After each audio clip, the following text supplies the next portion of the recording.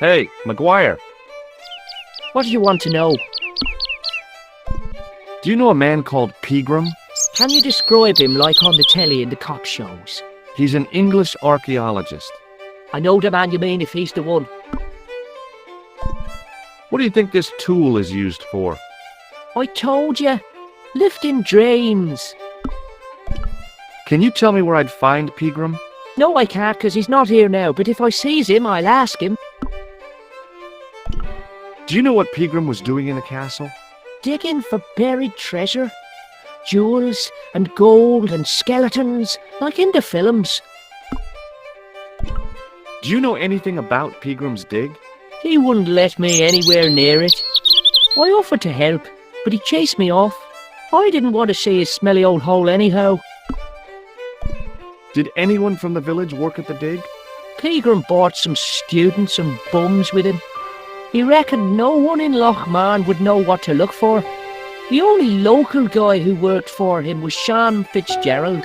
Fitzgerald says he's never been anywhere near the dig. He's having you on, mister. Are you sure Fitzgerald worked at the dig?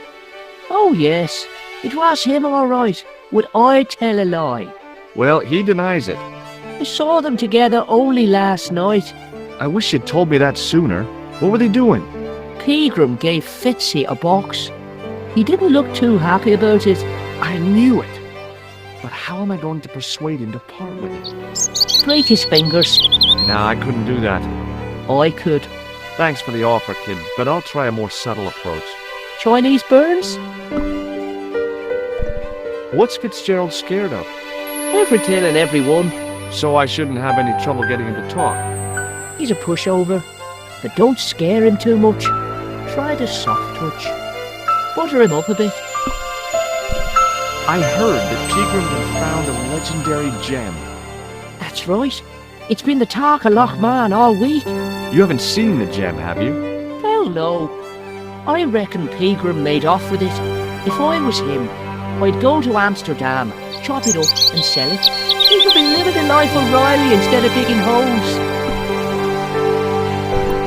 See you later, kid. Okay, mister.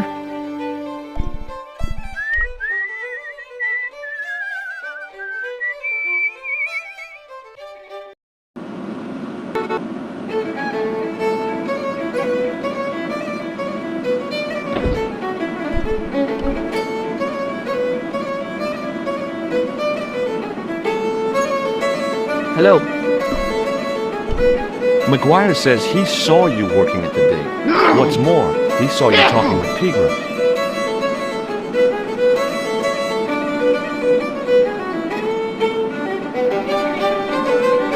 I knew this would happen. I knew I'd get caught. Just my luck.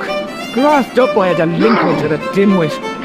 I need to talk to Professor Peagram, if he's still alive. What do you mean? Is he in danger? Yeah, you too, if I'm right. You're not in the Social Security. Hell no, what makes you think that? Well, I was claiming benefits at the same time I was working for Peagram. I'm not in a position to make judgments, Sean. That's between you and your conscience. All I want is to talk to Peagram about the gem. But he's not here. I know that, but he left that package with you, didn't he? So where did Peagram go? I don't know. I swear it. He came to see me early this morning. Said he was leaving.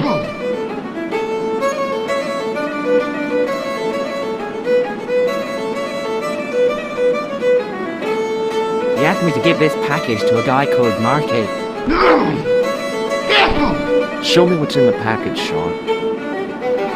I can't do that. Why not? I promised the professor. So what? You didn't have any qualms about your benefit scam. So where's the harm in taking a peek inside Peagram's package? You don't know these people. I can't. I don't dare.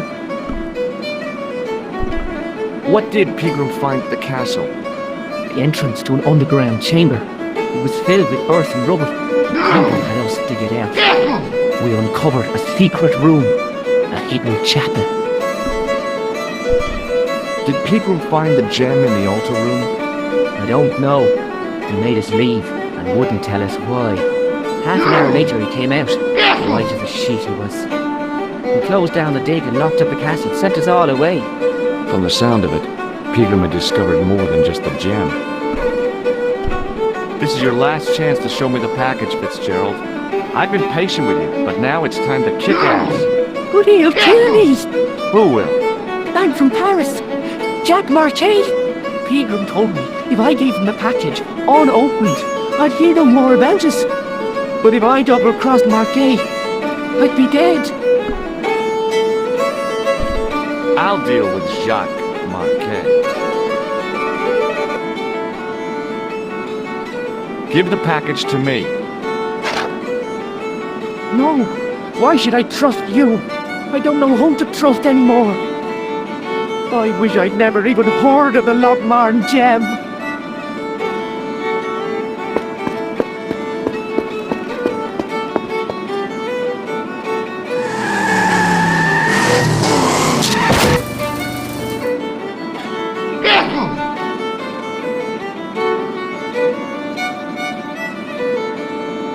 Hey, I just seen a big red.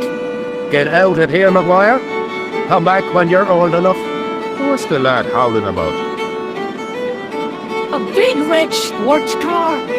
Sean Fitzgerald's been run over. Get out! Noisy little tyke. Maybe you should send out some medicinal brandy maker. Oh, yes? And who's going to pay for it? Not me. Me too, neither.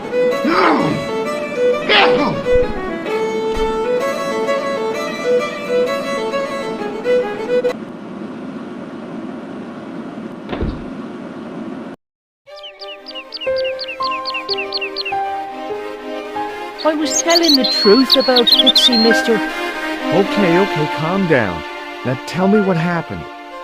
I was standing here, minding my own business, when I saw this beautiful red sports car coming up over the hill. Would you look at that, says I, and I going over to take a closer look. Next thing, Fitzy comes tearing out of the pub and nearly knocks me on my ass. Well, the car just flies at him. It was too fast for poor old Fitzy, and hit him an awful wallop. He goes flying up on top. Jesus, says I thought he was a goner. Next thing, the driver hops out, and I couldn't believe my eyes.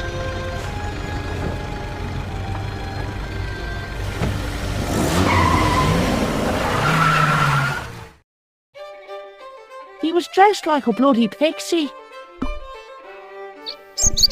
Did this pixie have a scar on his cheek? I couldn't see. He was wearing a stupid mask. Are you a special agent? Sorry to disappoint you, kid, but I'm not. Did Fitzgerald drop anything when he was hit? I didn't see. It all happened so fast. See you later, kid. Okay, mister.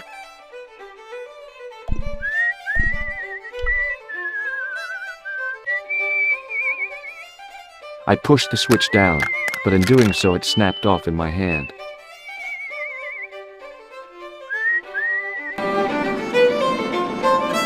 Excuse me? Yes, sir? Do you know Sean Fitzgerald very well? I know him enough not to sell him more than 2 pints. He's like a kid when he gets a few beers inside him. I'm not surprised. He's on medication. For his nerves. There's nothing wrong with his nerves. He's just screwy. May I have another beer, please? Certainly, sir. Same again? Yeah, please.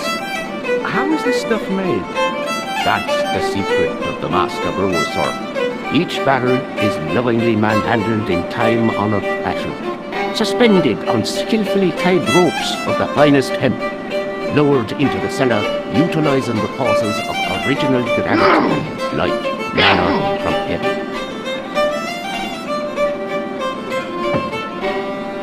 I'm sorry, but the pump appears to be broken. I can fix it for you.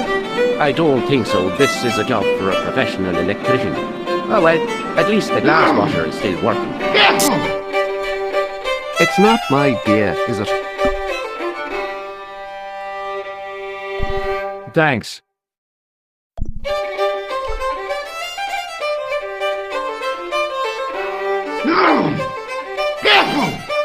Get out. I can try to fix your glass washer. Oh no, not unless you're a qualified electrician.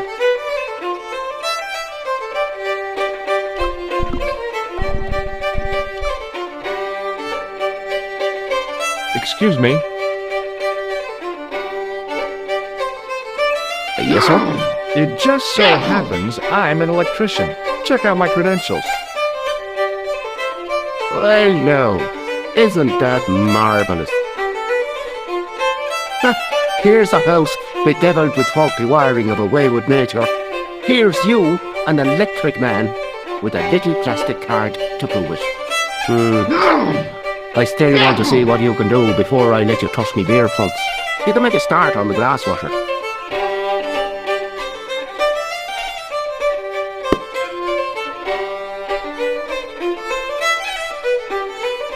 And when you finish that, will you take a look at the pumps?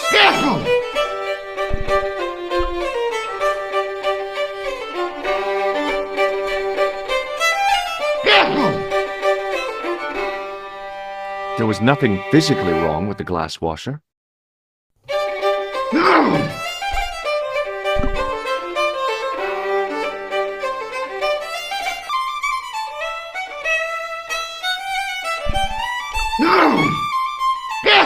As soon as the old guy looked away, I grabbed this piece of wire.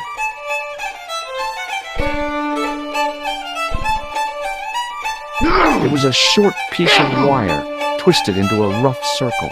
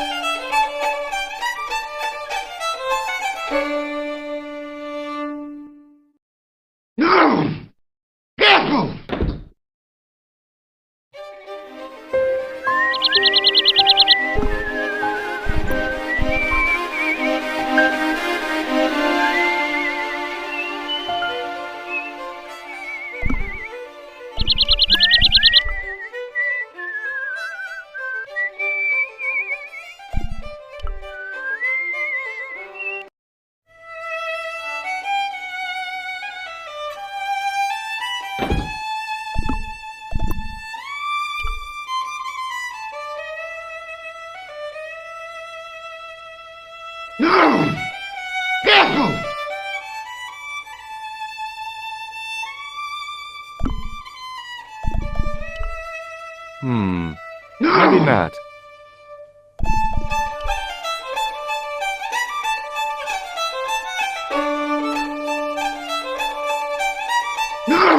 I replaced the fuse with a piece of wire. I knew it was dangerous, but I was desperate enough to disregard everything I knew about standard safety precautions.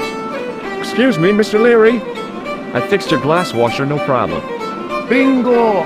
And a blessing to all the saints. A free half pint to that man on the house. Now, could you take a look at the beer pumps? Well, I guess so, but I'm not making any promises. If you can't fix them, I'll have a riot on me hands. The pumps are in the cellar, right?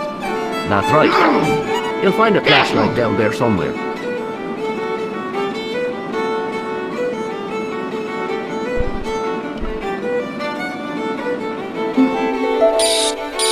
What a dumb place to store a flashlight. A dark cellar. The only way I was going to find anything down there was to feel around.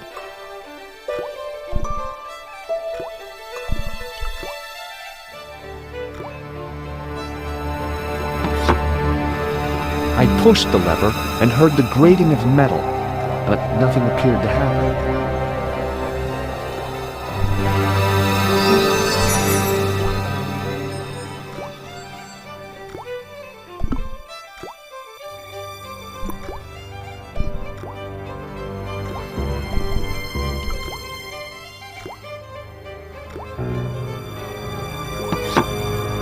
I pulled the lever and the bolt creaked back into place.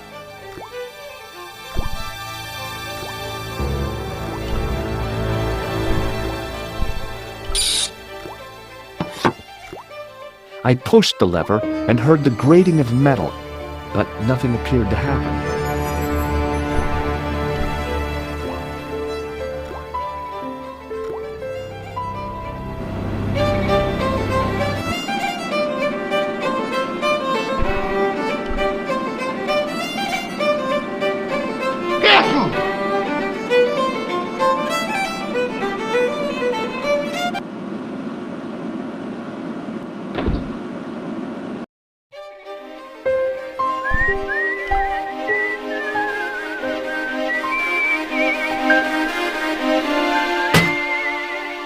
I lifted the trap door, and an overpowering smell of stale beer rose from the cellar below. I looked down on a stone-tiled floor, way too far to jump.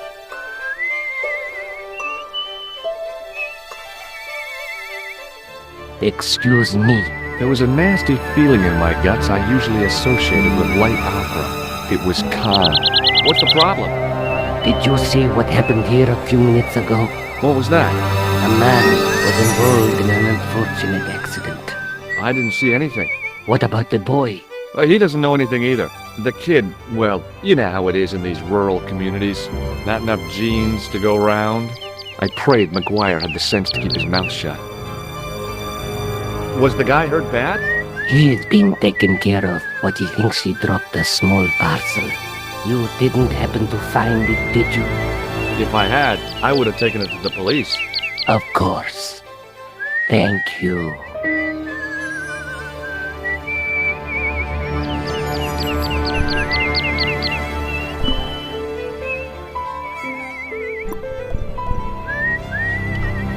It wasn't my nerves that stopped me jumping. It was my damned legs. They wouldn't move.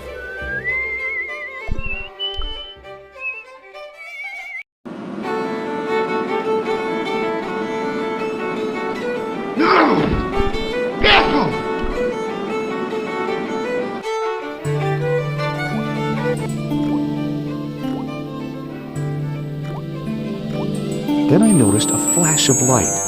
Something sparkling beneath the open trap door.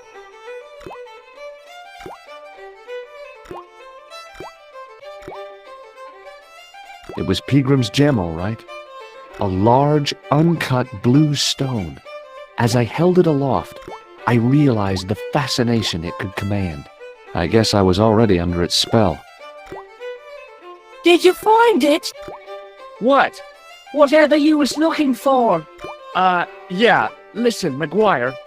I want you to keep this to yourself. No problemo. Just chuck us up a crate of lager. No way! You're not old enough! We can sell it and make some cash. Forget it, kid. I couldn't betray Mr. Leary's trust. I could. For sure. That old misery guts deserves it. If you want to do me a favor, keep a lookout for that guy in the suit. Okay. But it'll cost you a packet of chips. Oh, and shout, did you see that Ferrari?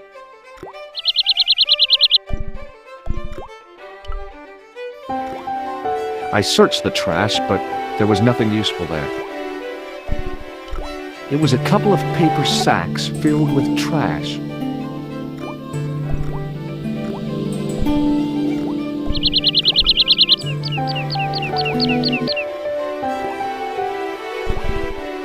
It was a calendar with a faded photograph of a prize-winning carp. I looked among the cleaning materials, but saw nothing I could use. It was a bunch of cleaning materials. The carton was damp and soggy, useless. It was an empty carton which had once contained caustic soda.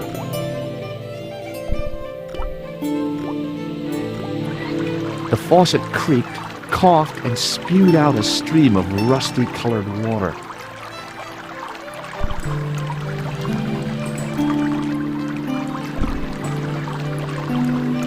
It was the barman's flashlight. I shut off the faucet as tight as I could, but it kept on dripping.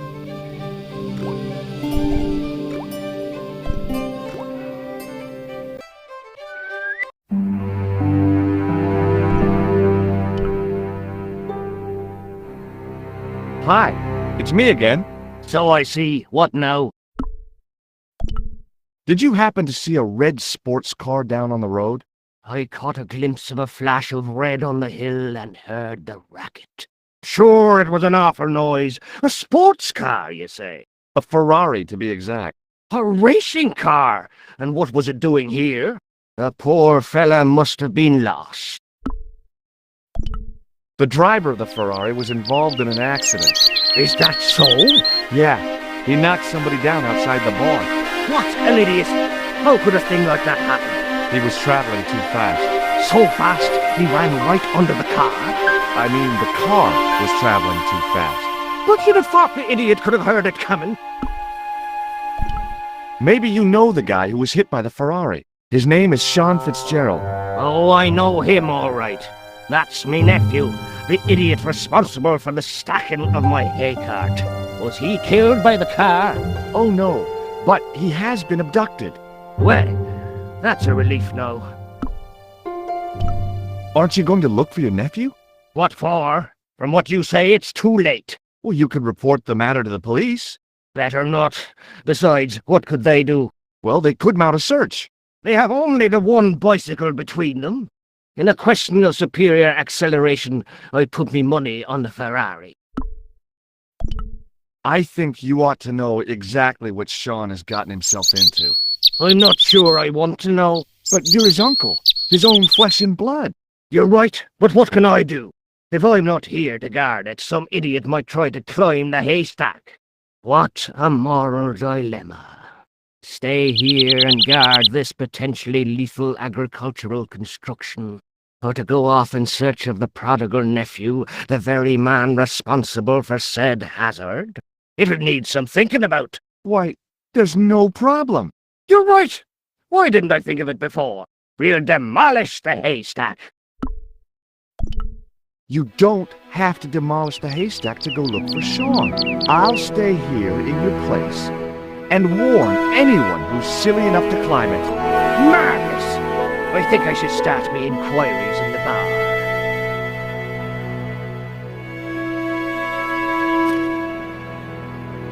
He strode off in the direction of McDevitt's bar, leaving me to contemplate the stack of hay.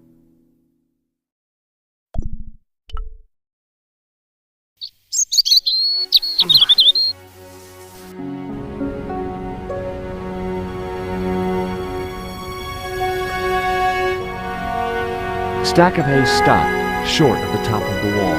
Even if I stretched as far as I could, the wall was out of reach. What I needed was a slice or two of Alice's Wonderland.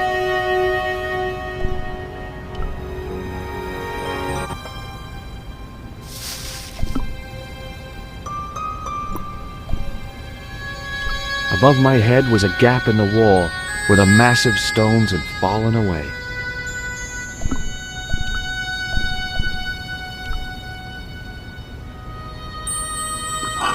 I inserted the end of the lifting key in the mortarless crack and gave it a firm shove.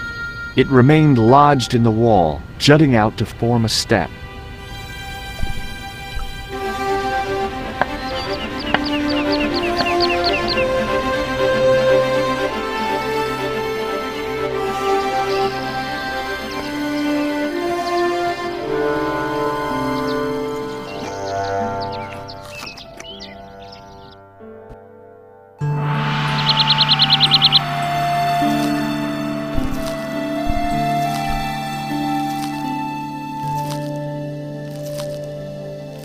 Hey, Billy. The animal fixed on me with an evil glare.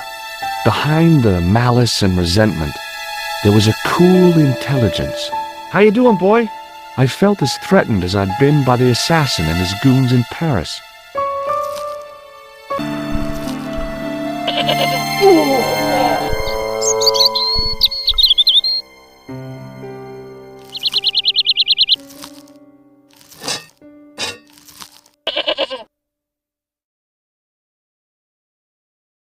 The rope by which the goat was tethered had become tangled on the old plowshare.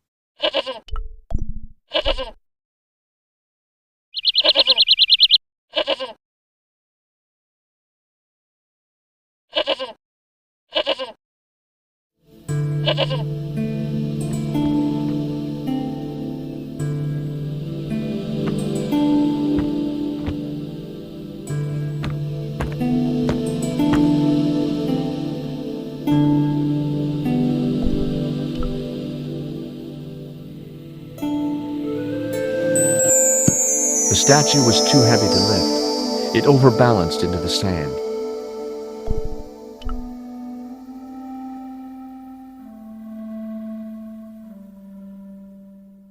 As I dipped my fingers into the soft white powder, I realized what it was.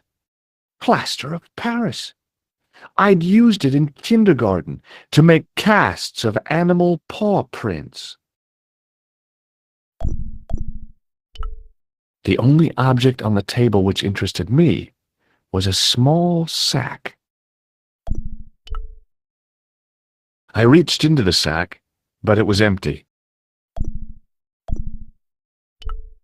The bench had probably been used by Peagram and his archaeological team. The sack was empty.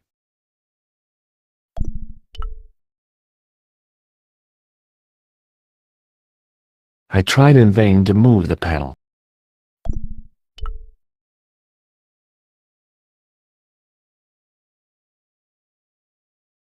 I placed my fingers and thumb into the holes in the wall. Nothing happened.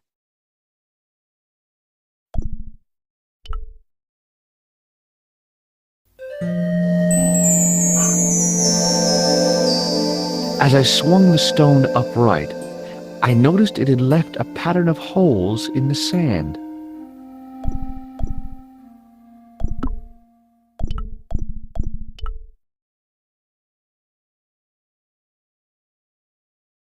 I sprinkled the plaster on the sand until the holes were filled.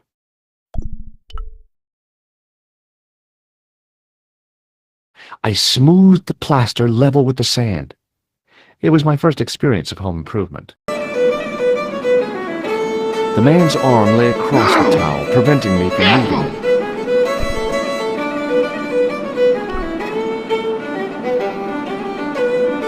As the man raised his arm to drink, I snatched the towel away.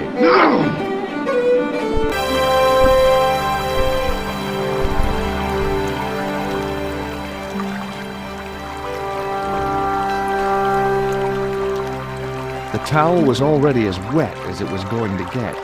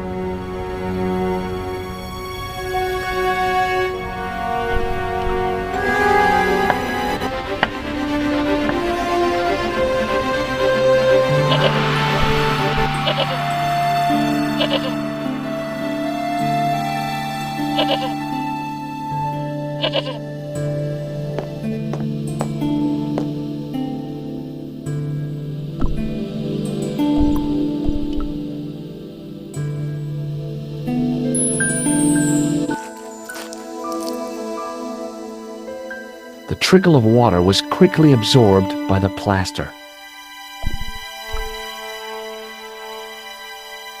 I eased the solid piece of plaster from the sand. Underneath, it had formed a perfect copy of the statue.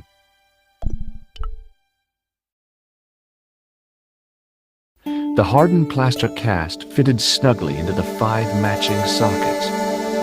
There was a soft thud, then silence.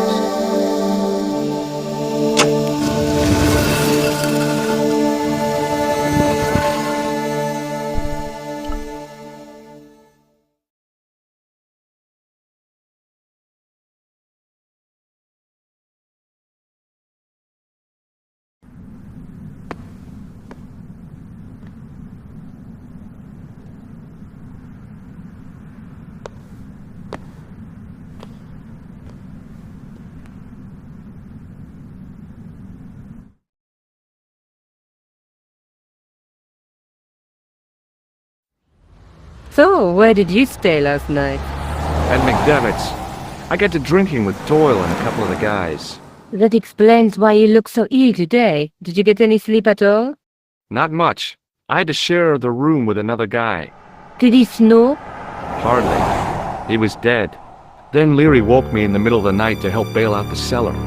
The cellar was flooded? Yeah, some idiot had left the faucet running, And you say Peagram has disappeared? without a trace. But my visit wasn't a complete waste of time. Peagram's gem? The Templar's gem. Whoever Jacques Marquet is, he's in for a disappointment. Jacques Marquet? He's the guy who should have collected the gem from Fitzgerald. I've been reading about Peagram in this magazine.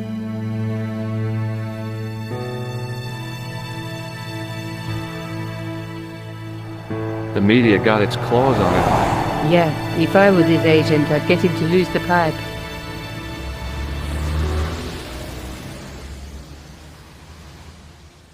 That dig must have been pretty important to him. He resigned his chair at Durham University to go to Ireland. And now he's disappeared.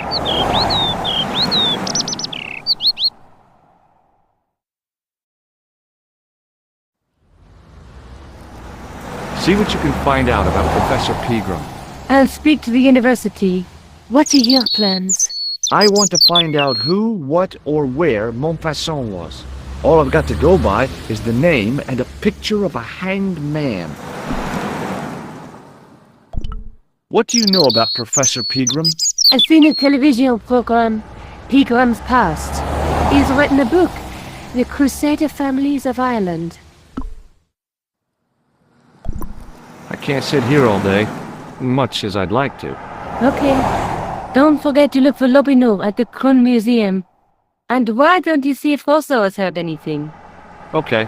Anything else I can do for you while I'm out? Shopping, a trip to the laundromat? Just take care of yourself.